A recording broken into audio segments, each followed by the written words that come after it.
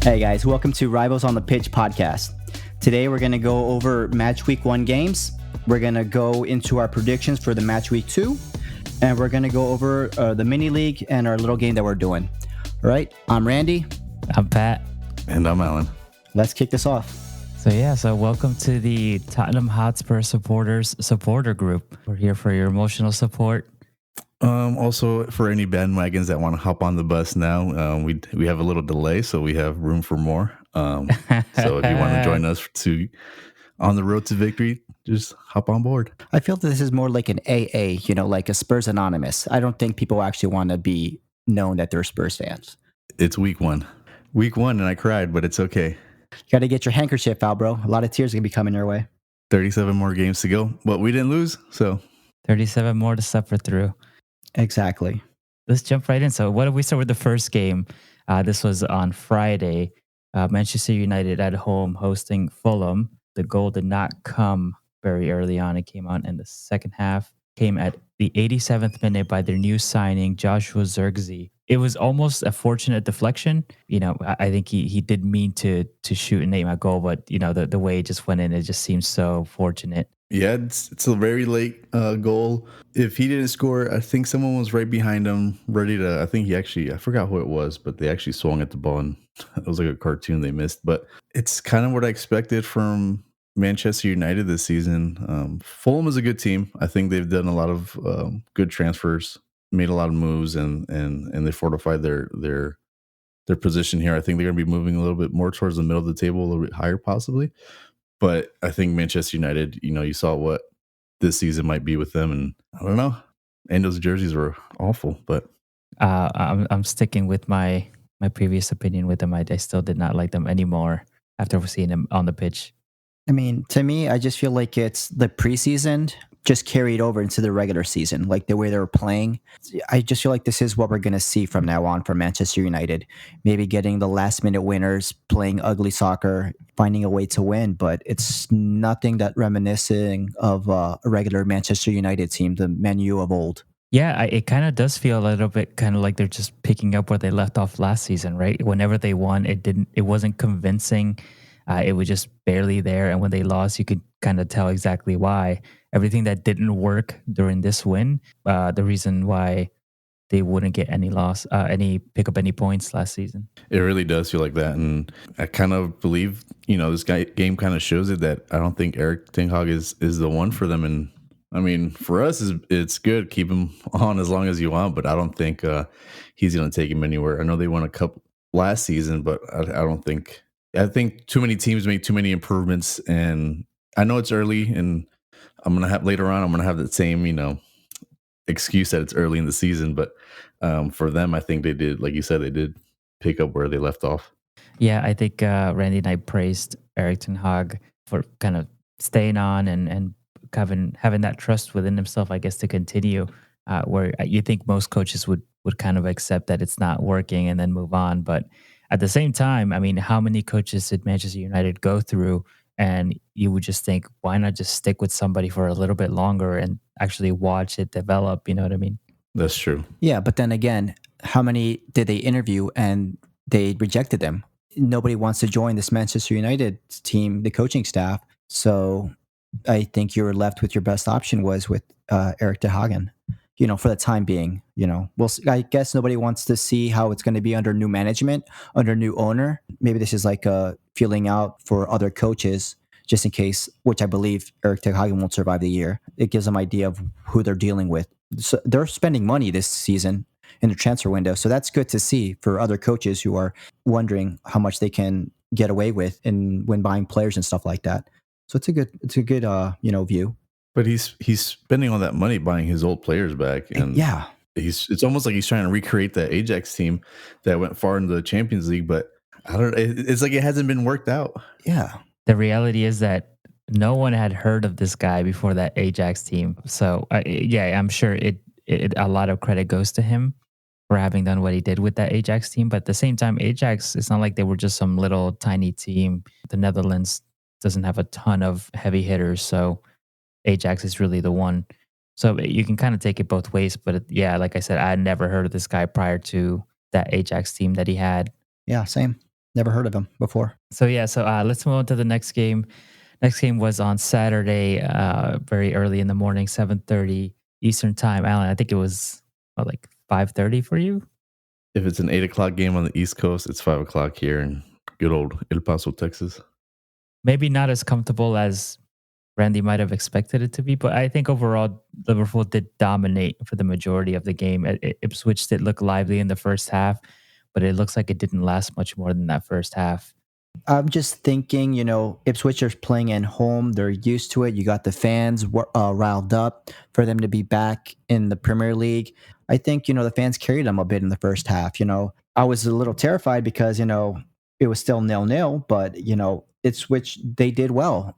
Now it's just seeing if they can continue doing that throughout the season. Liverpool are one of the top teams. Wait till they reach the other top six and, other teams as well. They're going to, and this is them playing at home. Wait till they're playing away. But I mean, they did do a good showing. But then again, Liverpool has more weapons. Salah, they have Allison, who did some great saves. Ipswich did do well, though. But I just think at the end of the day, Liverpool is just a stronger team and they deserve the 3 points. And I think they were going to get those 3 points regardless. Yeah, the Ipswich had a good showing the first half. They were more on top of it. They were more energetic. I think they just got burnt out. By the second half, they weren't nowhere near what they were, producing in the first half. They looked tired. They kind of looked out of place. When those subs came in, you could see their talent level kind of lower a little bit. They're a good team. I don't think they're gonna, like I said, I don't think they're good enough to make it out of relegation. I think they're still going to be dropping next season, but I think they'll have a good showing this season. Yeah, exactly. I don't think that they have the depth that a lot of the consistent teams in the Premier League do, and that's probably going to cost them throughout the season. But yeah, I think they held their own in that first half. They showed a little bit of what they can do when they're motivated, but at the end, Liverpool kind of muscle memory, remember what they do best, and just cause chaos in that in their opponent's half. And after that, it was basically all Liverpool. So the next game that was playing, there was actually a couple going on at the same time. Let's just move on to the most important team, Arsenal. Did you guys get to watch this game? My second favorite team in the league is whoever's playing Arsenal. So yeah, I was watching I, I think I also got my prediction pretty dead on. I said it wouldn't be a comfortable but a solid 2-0 win, and I think that's exactly what it was. I think Wolves did better than I expected them to in certain parts of the game. They kind of build some momentum as expected. They still have a pretty good squad, even with the likes of Pedro Neto no longer on their staff. But Raya came up with some big saves when the defense was looking a little shaky. Specifically, Saliba I think didn't look his self. And like you guys said, it's early on in the season, but at the end of the day, clean sheet, win at home, you start on the right foot. I think it's a pretty solid win from Arsenal. We saw a lot of this last season. I think the season prior to the last one, where we kind of surprisingly had a title race on our hands. We were kind of smacking teams by a couple goals, but obviously at the end, we lost too many games towards the end of the season. And last season, we were winning most of the games, but it wasn't. I mean, we did have a couple big wins. Chelsea, West Ham, we scored 4 or 5 goals a couple times, but most of them were a lot more safer. And I think you could tell that when we went over to Manchester United's Old Trafford and basically just kind of scored 1 goal and then just kind of protected that lead. I think I'm hoping that we are that cautious this time because, as you guys know, a draw or a loss is what's going to cost at the end whoever's runner up, right? Yeah. With this game, being 1-0 halftime, not being, just not because I hate Arsenal, but, Wolves were a sneaky team last year. I know they beat us twice. They're actually a lot better what they looked like on paper. So when you guys pulled out that second goal, I was like, okay, here we go. It's, they're going home with those 3 points. And unfortunately, you're right. It's 3 points, versus 1 point. It's a difference maker. And every game counts. Yeah, every game counts, and that's what it is. These are the games you're supposed to win. The games at home, and if you can get a point or win on the road, it's great for you. But these are the games you're supposed to win at home, and that's what Arsenal did. And let's just see what they can keep doing at home. Wolves was made it tricky, but let's see when they face Manchester City, Spurs, and let's Liverpool when they're playing home. We'll see what they can do because those home games are what matters. I would say good on Wolves. They lost Pedro Neto, and I think they lost someone else this transfer window. So I think they lost one of their best players. Pedro Neto, if he stays healthy, he's one of the best wingers in the league. But yeah, like you said, those are the games they have to win. Yeah, it's a team that looks to be consistent. Whether it's a mid-table team or not, it doesn't look like they're ever kind of risking that relegation threat. But at the same time, it's a team that will definitely nick a few points off of the top six for sure. So I'm glad it wasn't us this weekend. Yeah, right. Me neither. and I'm gonna say the same thing about Ipswich. I could see Ipswich taking a few points from the top four even. Yeah, I mean Ipswich Town. I believe that they can cause some chaos. People are probably gonna think it's an easy 3 points, but I bet they can surprise and get a draw and even win a game or two against some big teams. And those are going to be those matches that are going to be important that decide how the season ends. Yeah, I mean Luton Town last season they had some pretty good thrillers where they held a couple of the big teams to draws, and they did pretty well. Unfortunately, a lot of these games where they kind of put up a fight, a lot of the top teams, yeah, they still came out on top and they still ended up with losses, but put up for some pretty good fights. All right, so then the next game, Brighton. Everton at home hosting Brighton, which they can be a tricky team as well. Brighton will either it could be comfortable win against them, or they'll get a couple on you. Yeah, another red card for Ashley Young in this game. I just think Everton are their worst enemies. Everything that is like been their downfall has been on them, making careless mistakes. I feel like Jordan Pickford, he's a top goalkeeper, but I feel like sometimes he can have those games where he does make silly mistakes. Ashley Young, he's a veteran. He should know better. And to get a red card, I think it's not a good sign of leadership. But then again, Brighton's a good team. It's a new coach. They got the same squad. They sold a lot of good players, but they just find ways to replace them. This is a great showing, 3-0 against Everton, playing away. Brighton's one of those teams to watch that can be considered maybe like a top 6 team. They can probably get into into Europe, one of those tournaments. But Brighton, I believe, is just picking up where they left off. Yeah, they're definitely cementing themselves in the Premier League. They don't look like they're going anywhere anytime soon. It's kind of funny because Brighton sort of reminds me of the Everton of old, like under David Moyes. Always like that mid-table team. That's how I see this Brighton now. And, now you see Everton, who used to be that mid-table team. Now they're just trying to stay alive, basically having relegation battles. Ashley Young, I think, has cost them so many games already. I just think it's time to go. I don't know why he's still even starting. You would think with their level of scouting and their ability to scout players, they would replace these older guys. I mean, I know Danny Welbeck isn't that old, but he's getting up there in age. He did have an assist and a goal, but lingering a little too long in the league, you're like, man. But I mean, hey, they're bodies and they're veterans, but like you said, they're veterans that should be able to manage themselves and those around them. But if you can't get that done, then I think it's time for for Brighton's best interest, they start looking elsewhere. I think Everton might be lingering around that relegation zone. I don't think they'll get relegated this year. They always manage to stay in, but it didn't look great. It's just not looking good for them, honestly. It's dangerously close. Like as long as they have been in the Premier League, you still can't say like, I don't know, man. I don't know. Because like if you look at a team like Chelsea, for example, they are obviously another team that was kind of bought out and then pumped full of cash, but you never, as bad as they have been doing, you never think they could potentially get relegated. You never think it's possible. But with Everton, yeah, you just can't be too sure, right? Yeah, and they've had a run of bad luck. I know with the points deductions last season. I think there's something about their issue with their jerseys last year. They had bad investors that fell through. They're going into a new stadium. They just have a lot going on that one little thing, doesn't go right for them, then they'll probably be seeing the bottom. Yep.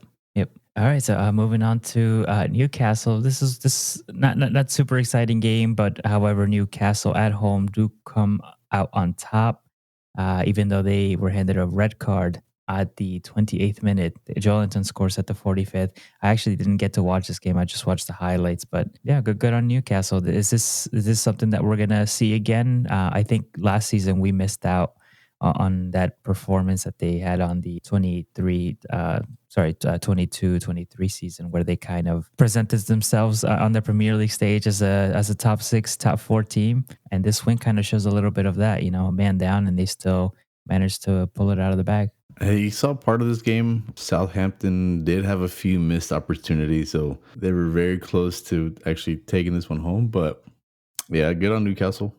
It's not easy playing a man down and coming home with the win. Yeah, but that's just what I think it's going to look like for Southampton. They couldn't get a draw or goal against a 10 player team.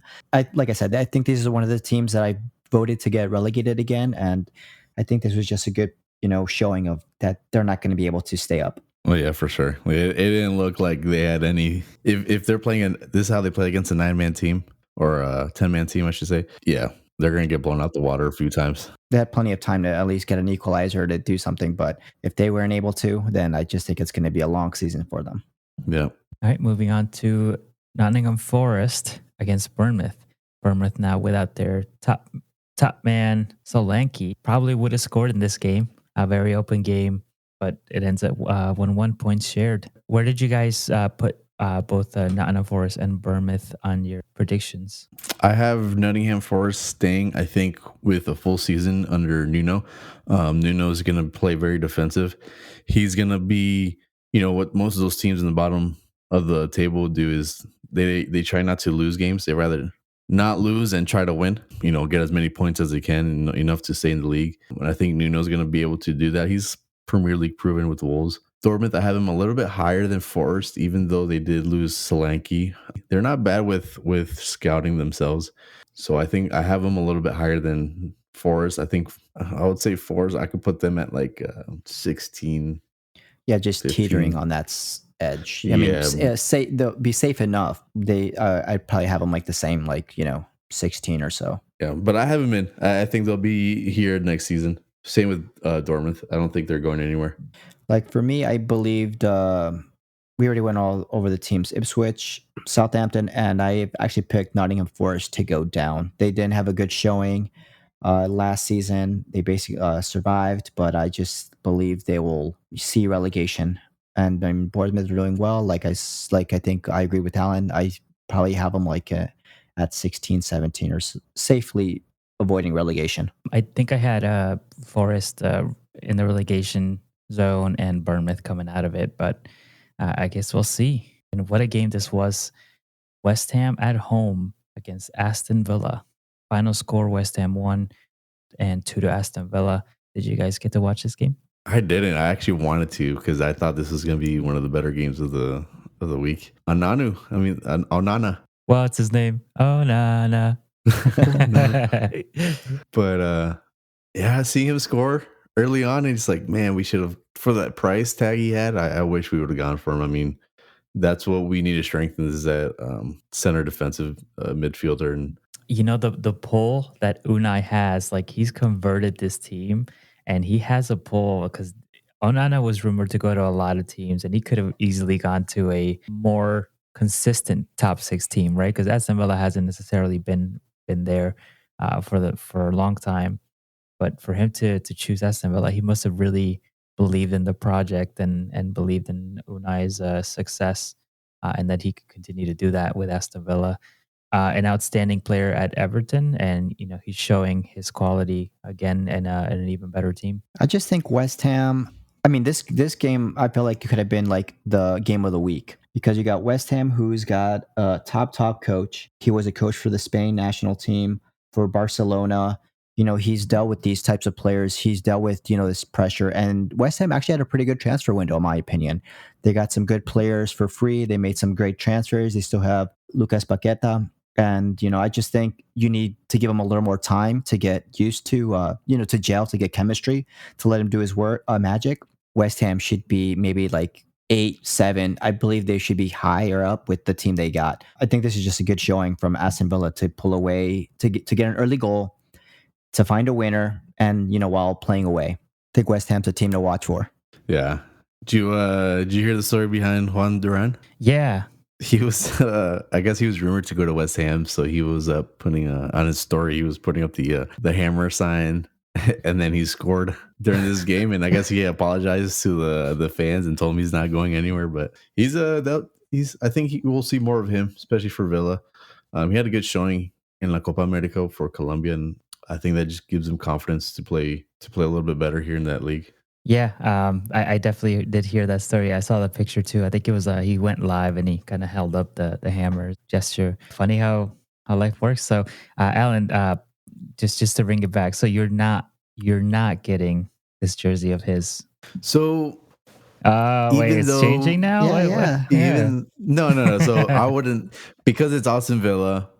To me, they were like a really historic team. I remember when I first started watching when I was younger. So I started watching, and then I kind of got into American football. So I kind of, stopped watching football for a while. But I remember Aston Villa always being that team, and so it's a kind of historic club. And then him being Colombian, I think we're better than Aston Villa. So to me, they're not much of a threat, even though we finished lower in the league. I think we'll finish above them this year. I don't know. I don't see them as a direct rival. I mean, not yet. If it's like Luis Diaz, no. If there's a Colombian Arsenal, no. He's we got good. A Manchester United, no. Listen, I'll just say you gotta be Chelsea, careful with your words, man. Why? Because you never know what could happen in the Premier League, and you saying that they're not a direct rival when you guys were literally rivals the entire season last season. Well, I mean, it's not like a deep rooted rivalry. Okay, like a derby or something like that. Yeah. Huh? Like a derby or something like that.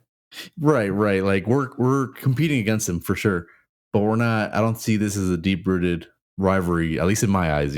Gotcha. But there could be the ones that are standing between you and Champions League, bro. Yep. It's going to be between you and Aston Villa to get that fourth spot. No. And that's why I see it. And that's going to become your rival right there. Because you ain't going to rival Arsenal and Liverpool. Worry about Aston Villa for now. There's nothing between us in first place. There's plenty of others, the six top teams. At the moment, Leicester's between you in first place, man. Yeah. Vardy with his Red Bull, bro. All right, man. So should we save the Tottenham game for last, or? Yeah, let's go in order. All right, let's move on to Brentford, Crystal Palace. I actually did watch this game. What a shame.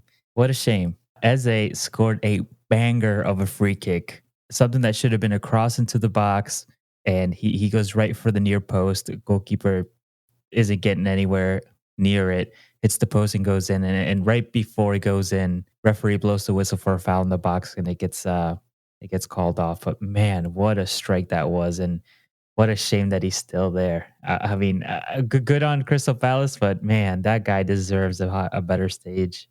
Yeah, I didn't watch the game. I just saw the highlights, the extended highlights, and it was all him. It was all him, and I think he was a man of the match. Yeah, he was man of the match, and that's what sucks. Yeah, he put on a performance. Yeah, it reminds me of Zaha. He belonged on other teams. But he played his best in Crystal Palace. When he went to Man U, he wasn't anywhere as good as he used to be. I mean, that goal was a beautiful goal. But I just hate those fouls. That foul wasn't going to do anything to, disrupt that goal anyways. So I felt like it should have just stayed, should have stuck, but it is what it is with all these new rules and everything like that.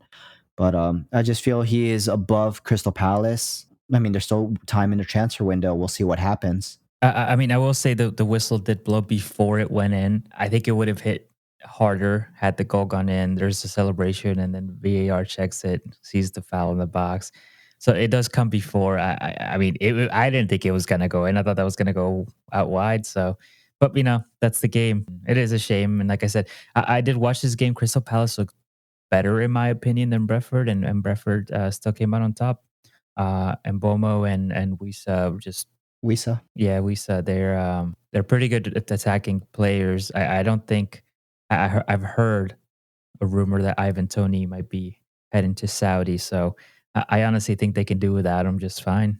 I mean, they had to do without him during his ban because of betting, and you get used to that. make the money while you can. But you got Bet the money while you can. yeah, they've shown that they can win without one of their best players. They don't need them. That's a good thing about it. Yeah. They don't need them. I think he's happy knowing that if this move does come to fruition, Brentford would be getting about 50 million, which is, I think about what Brentford would expect. I think they were aiming somewhere between 55 and 60. So 50 confirmed. And then, they're not selling to a rival club because he was probably not looking towards making a sidestep move. And I know Bournemouth was looking for a striker. They got it. But he's probably not looking to move into any of these side stages and do that to Brentford. I think if he wanted to move, he was probably going to be for a bigger club, Tottenham, Arsenal. And if he does go to Saudi, he has more money to bet, and he can bet on the Premier League. That's fine with him. He got more money to lose. They'll probably allow him. They probably allow that down there. Yeah, so he'll probably listen to his podcast and be like, you know what, that guy Allen, he's got a point.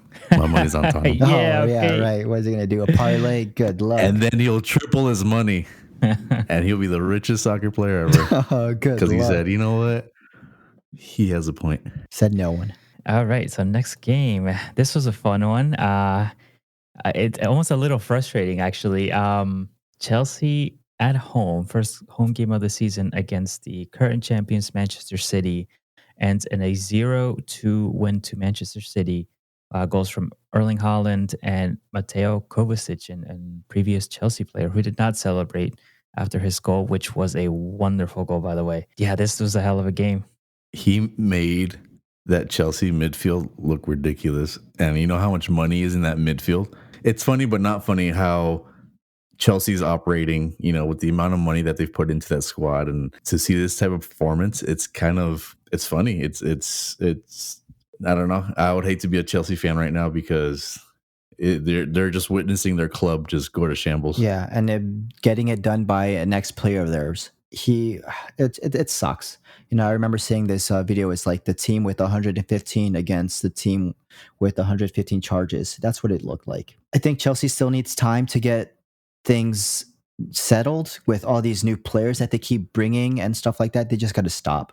Work with what you got. More isn't better in this point. You got to make do with what you got. But, Manchester City did what they were supposed to do. They won away. Haaland scored, which was great. So, he's going to pick up where he left off. I believe Chelsea is going to continue where they left off, just being, a circus, being something fun to watch, destructive mayhem. Man, this game just drove me crazy. Chelsea didn't look that bad. I mean, they looked somewhat comfortable in what they were doing at the beginning.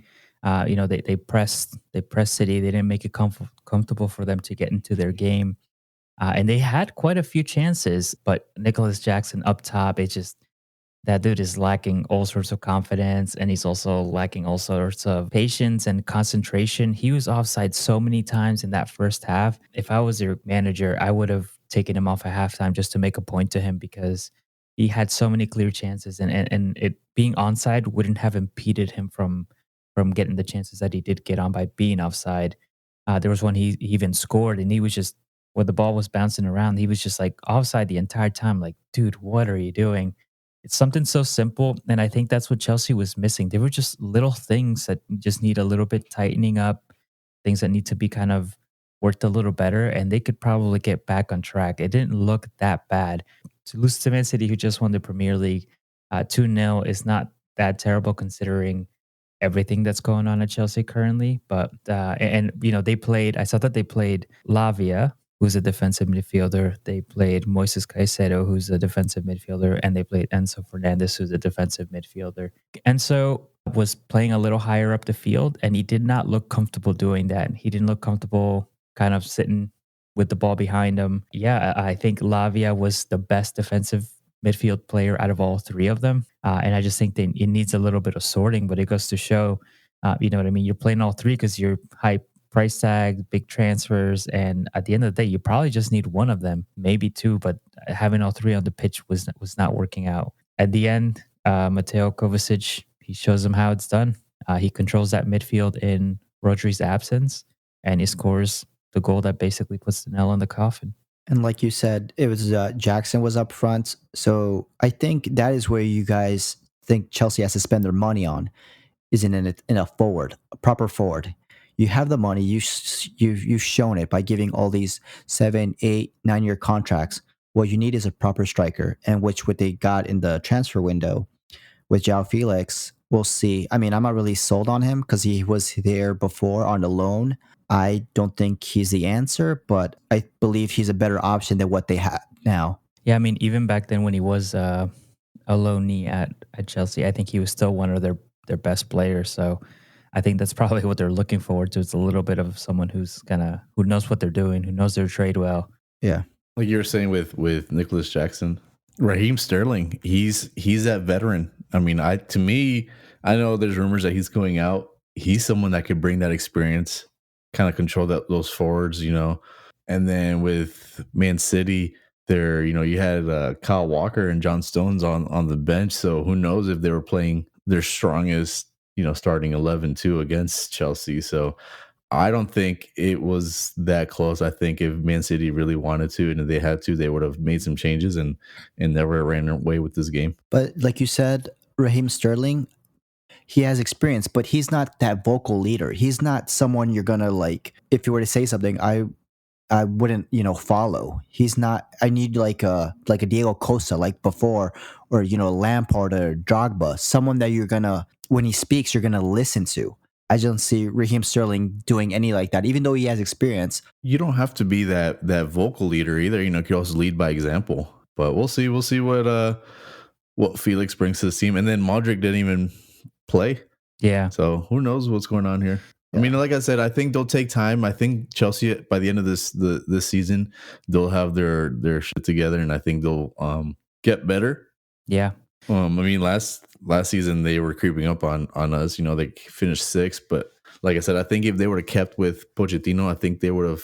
I mean, I guess their football ideas they did not align, but who knows what could have come of that. Oh, hey, I'm happy Poch is a U.S. national team coach, so it worked out for us. But yeah, that's a good move for U.S. World Cup winners, U.S. This World Cup, right? We're gonna see a better looking USA team. Similar to Chelsea, the U.S. men's national team was definitely. I think it was time to kind of set the tone as to the seriousness of their endeavors. What they want to achieve.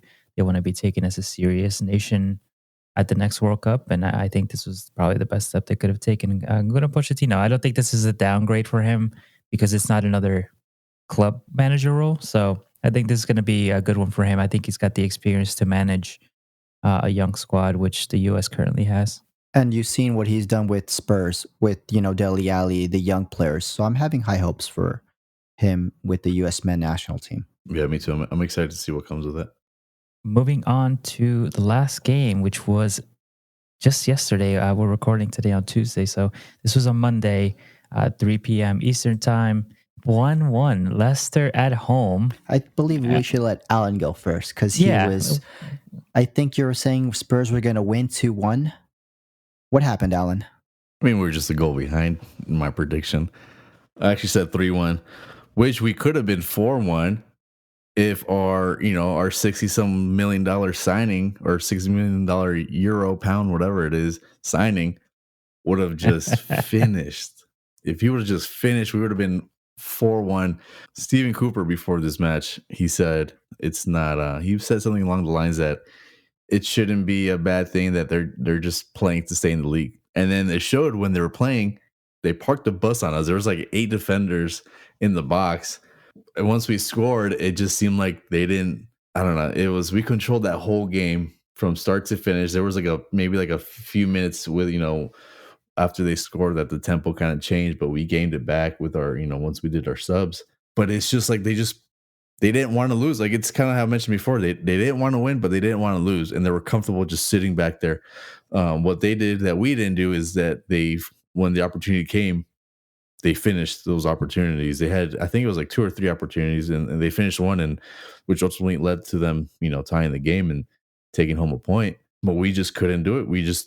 Before the season started, I mentioned that we needed creativity, and it showed here because they played that deep line. They stocked the box. When the score was 0-0, they were comfortable, and that's how they wanted to end the game, and that's how they played. And to me, this is a reason why I don't think they're going to stay within the league. They got some pending issues going on. I think they're going to be deducted points anyways. but the style of the football they're playing right now is very just, as long as we don't lose, we're good. And I don't think that's enough to keep them in the league. I agree. I think you guys had a lot of the possession, and I do think that you had a lot of creativity. I mean, Poro, man of the match. I think he was tagging alongside James Madison, and they were creating some chances. They were opening up. They were getting through that deep midfield into the behind the defense, but you just couldn't put them away. And they did have a lot of players back, but at the same time, I just can't help but think that this is something that Postecoglou should have learned last season. I mean, half of the Prem is going to play like this. And if you continue sometimes with this stubbornness, you're going to get caught out. And it's going to happen with Wolves, and it's going to happen with Brighton, and it's going to happen with West Ham. I don't know. I just feel like there's something there that has to be fixed because, you did have a couple chances. Had you scored, could have been, 2-1 or 3-1. But at the same time, Leicester had three other chances, and Vardy had one on his left foot that he almost got past Vicario, but just didn't. It could have been 2-2, you know what I mean? So I think there's a lot more to look at because, like I said, Leicester isn't the only team that plays like this in the Premier League. Right. And I know, mentioned earlier in one of the other episodes is, you were surprised why I ranked Big Ange's season lower than what you expected. And I think I put him like a 7.5 out of 10. And, this being the reason, I think it's not just him. I think it's the players too. We were taking too many touches within the box. No one looked like they wanted to shoot. It's like they wanted that perfect goal, but if they were just turned around and shot, if you miss, you miss. Or, well, we had so many other chances. They were looking for that perfect goal. They wanted, to keep passing inside the box and just tap it in. But yeah, it's something. I mean, like you said, just kick the ball. You never know. It could hit the post. You could get a deflection, and it leads to another opportunity. That's what you got to take. You're not going to win a game if you don't kick the ball. Take a chance. Shots on goal. Yeah, exactly. You have to Keep take the a ball chance. alive. Especially you guys have Son. You guys have goal scorers. Dominic Solanke. He's still fairly new, so he needs time to get used to this. Yes, the first game wasn't great. Some people go off, off the bat. Some people take time. I just think he needs a little more time, and we'll see what happens, But then again, Leicester City, you know what you're going to get with them. Like you said, they're just playing to, not lose. I'm not trying to say that's like Spursy, but it was like, sometimes what you expect from, it's like it was the Spurs pulled a Spursy, and that's you got to get that out of the way. They got to get that's whatever it is. They always go back and do that. They just need to have a different mentality or something, I believe, but that's on the players. Like I remember even Antonio Conte even ridiculed his players because that's what they're used to. That is their mentality. They just gotta. But I feel like Ange can get them out of it. I think he will. Antonio Conte. I hope he makes a mess out of Napoli. Napoli. They already lost their first game. Yeah, because he's trash. No, but no, you're right. Son was playing off. Johnson was off. It was, to me, this ties. It falls under a loss in my book because we have potential to do so much better than what we did. But it's scary because this is what it is history repeating itself. And I don't like to use the term Spursy because anything we do is Spursy, right? But it's history repeating itself. And this is something that cost us last season, that cost us a few games where we weren't against West Ham. We couldn't put that game away. We had so many opportunities, so many chances. And here we go. We're seeing it again. So better. I think we'll have a better game next week. Solanke's gonna have to put down the anime and start actually watching some game film. Come on, I want to see. I hope he scores. I want to see his celebration. All right, I want to see what he's gonna come up with. I don't want to put him. I don't want to say he's a bad signing just yet. He did play. He actually had a pretty good game. It's week one. Who cares, right? Exactly. Who cares? You don't win the game. You don't win the league in the first week. All right. Yeah. I even texted you. I said 60 million for Kai Havertz doesn't look too bad now. Kai Havertz, he did score his first goal, and I think we have just like a little bet going between us on who's going to score more goals, either Solanke or Kai Havertz, right? I've been posting a lot of commenting on a lot of social media using our account that Solanke is going to be the Golden Boot winner. And no way. I'd be surprised if he reaches 10 goals this season. Nah, I think he will. He'll get like No. 12, 15. Richarlison got 10 goals. Kai Havertz Okay, got how many 13. times did So Richarlison get 10 goals? it doesn't matter. Kyle Havertz, they're But then again, I mean, let's compare Arsenal against Spurs team. Of course, you're going to score more if you're on the Arsenal team. Look at the team they got. So of course, so you're saying we got better players. no, I'm saying Arsenal have better players. If Dominic Solanke was in the Arsenal team, I think he would net more than what he's going to get in, Spurs. He's going to come either first or second goal scorers. I don't know. I think he'll get 12, he'll probably 15. come first or second on the flop of the season. Golden Boot's going to be like 25 goals or something like that. It's going to be Haaland. Yeah, probably. Yeah. And then we're just going to see who's in second place. And he got one. He got one this weekend too. So. Yeah. Over. I think both Kai Havertz and Erling Haaland are going to have like anywhere from 5 to 6 goals before Solanke gets 2. You're forgetting Salah. What? Come on, you're forgetting Salah. He's got another record, another scoring on the first week, the first game. That's 9 right Salah now. Salah will be up there. I wasn't excluding him because I don't think he's going to make it. But yeah. All right. So should we look at the table? Let's look at the Premier League table first of all. Let's look from the bottom up because I know we're going to see Spurs down there for right now. Then we'll get to the teams that are actually be competing for, first place in Champions League. So obviously only match day 1, but Brighton Hove and Albion with their 3 goals puts them right up at the top of the Premier League. Second are Arsenal, third Liverpool, fourth Manchester City, fifth Aston Villa, and sixth Brentford. And after that moves a couple of teams that don't really matter, but Tottenham are now in 12th. So they just got to climb up 10 spots to get to Alan's prediction. Chelsea sitting down at 17th. And then we have Everton, Ipswich, and Wolves in the relegation zone. Obviously, still very early, but interested to see what the end result will look like. Very early. Come on. So if you guys out there don't have a team, come on over to Arsenal. If you want to cry about everything, go to Arsenal. Okay. Yeah. I just saw a video about this dude crying. He was like, I can't believe they changed the Champions League schedule on us. The football is dead. Our sport is dead. How can they do this to us? Like, you guys just cry about everything. It was a Tottenham supporter, I'm assuming? Oh, no, so you're following Arsenal pages. That's interesting.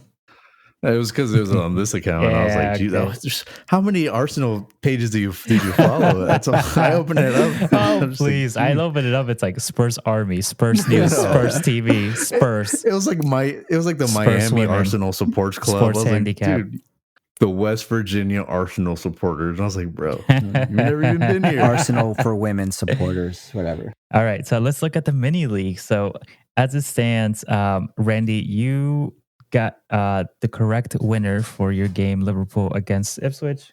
1 goal off, but yes, Liverpool won against Ipswich. So at least I got a point.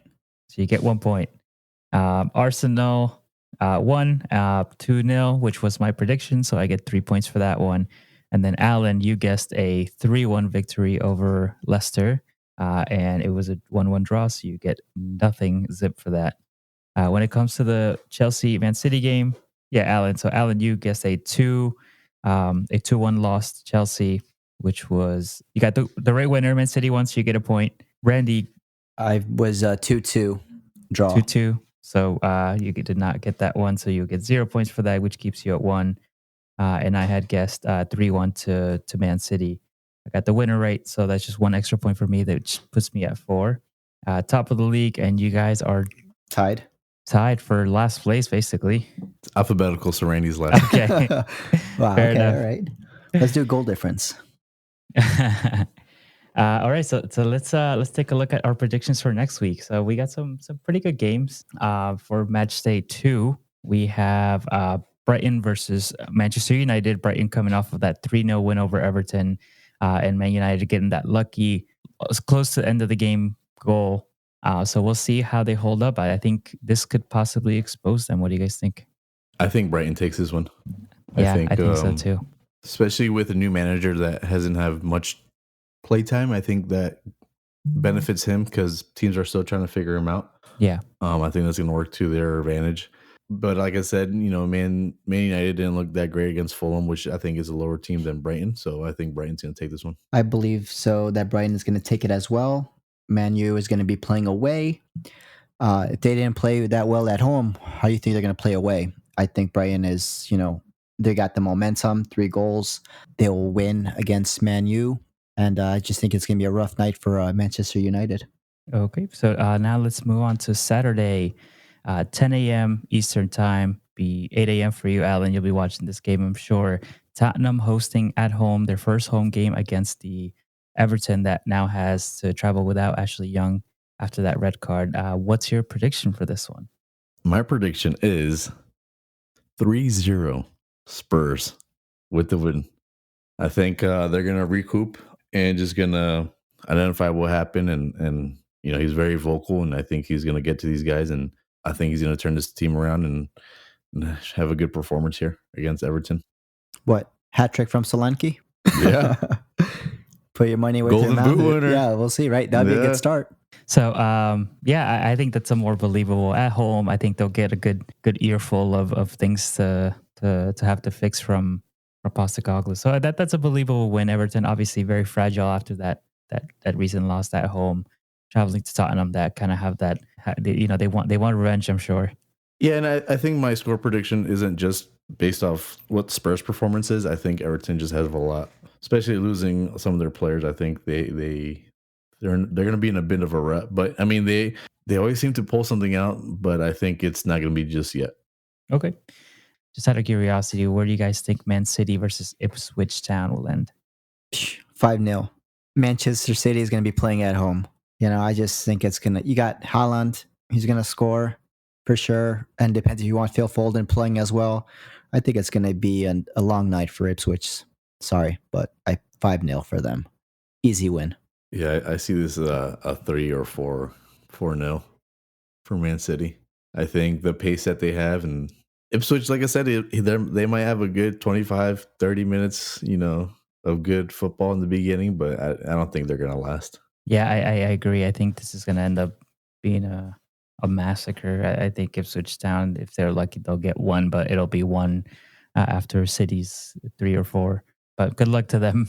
If they can take down City, that would be a fantastic showing. Park the bus. All right, so now we'll move on to the next game, which is Aston Villa hosting Arsenal. Unai Emery getting a visit from their old club. 12:30 p.m. Saturday, August 24th. This is going to be a tough one. Aston Villa, did the double over Arsenal last season, and that was definitely something that cost us at the end of the season. They had the team to play against the bigger clubs and to get some confident wins against the smaller clubs. They are coming off of a good win against West Ham, who currently has a pretty decent team. So I think this is going to be a tough game. But you know what? I think Arsenal are going to have that last season fresh in their memory. And I'm going to say Arsenal are going to come out on top with a 2-1 win. Is that your prediction for your fantasy? 2-1 win as Arsenal? Yep. 2-1 to the Arsenal. Aston Villa is playing at home. I just think Aston Villa will find a way to win, maybe like a 2-1. I just don't think Arsenal is going to be able to do it at Aston Villa. If Arsenal playing at home, I can see it happening more. But Aston Villa, I just think with the goalkeeper they got, the coach, the players, I just think they'll find a way, especially because at home, to win or at least get a draw. But I just don't see them losing, honestly, to Arsenal at this point. So you said 2-0? No, 2-1. 2-1. I think okay. Aston Villa will find a win by 1 goal. Okay.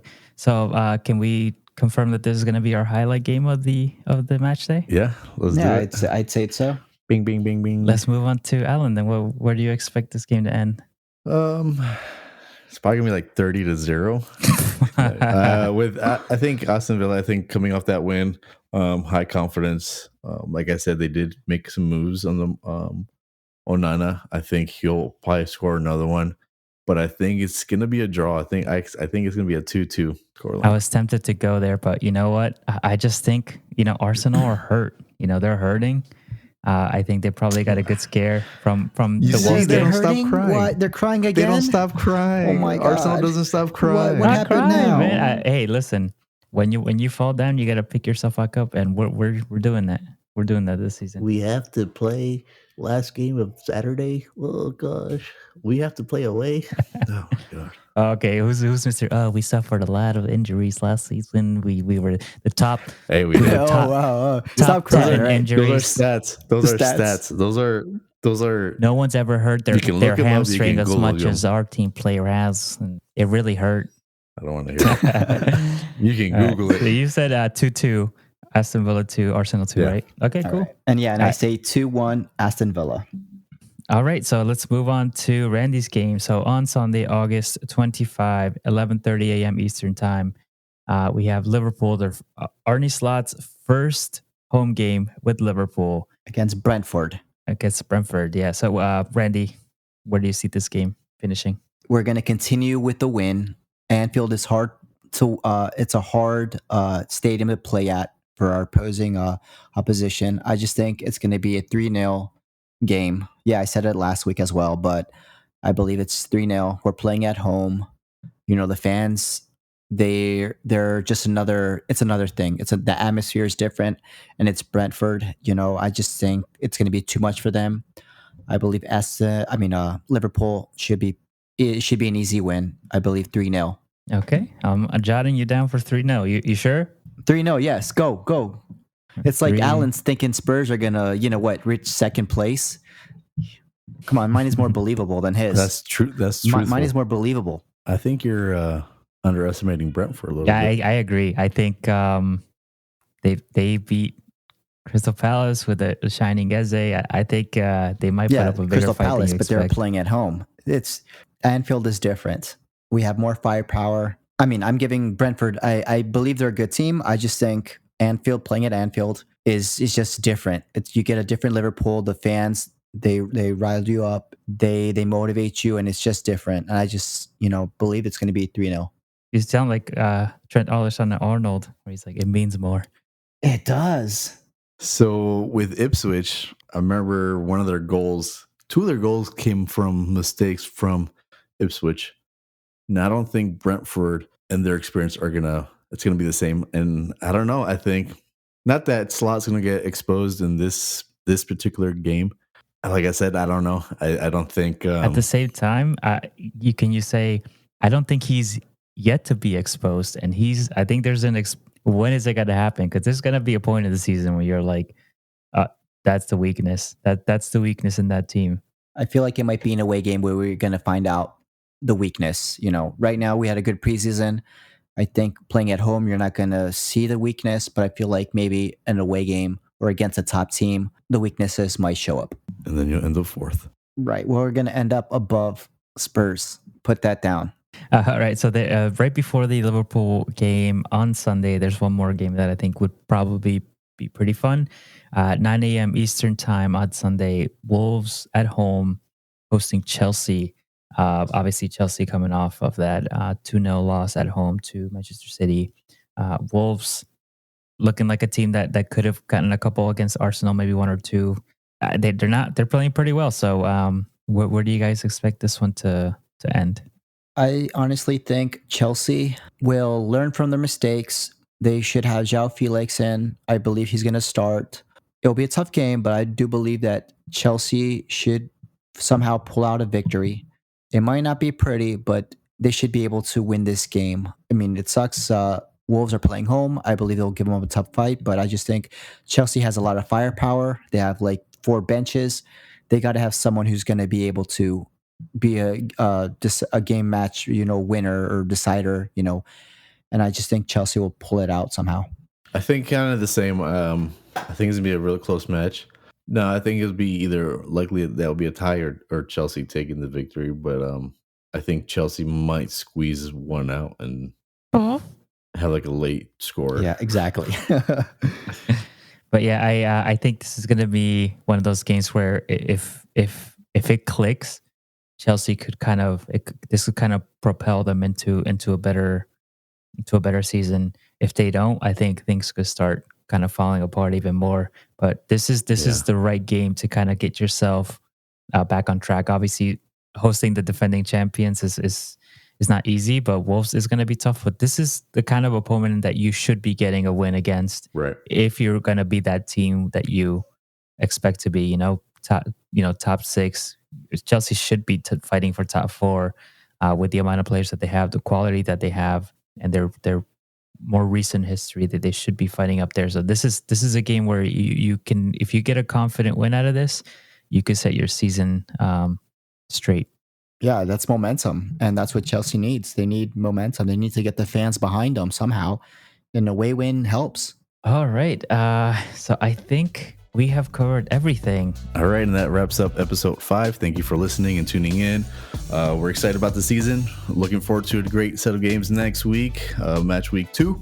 Hopefully it's a better week for some of us. Don't forget to follow us on Instagram, Rivals on the Pitch, where you guys can keep track of our points, our mini league. See you guys next week for episode 6. Thank you. I'm Alan. I'm Randy. And I'm Pat. Boy. Bye. See ya.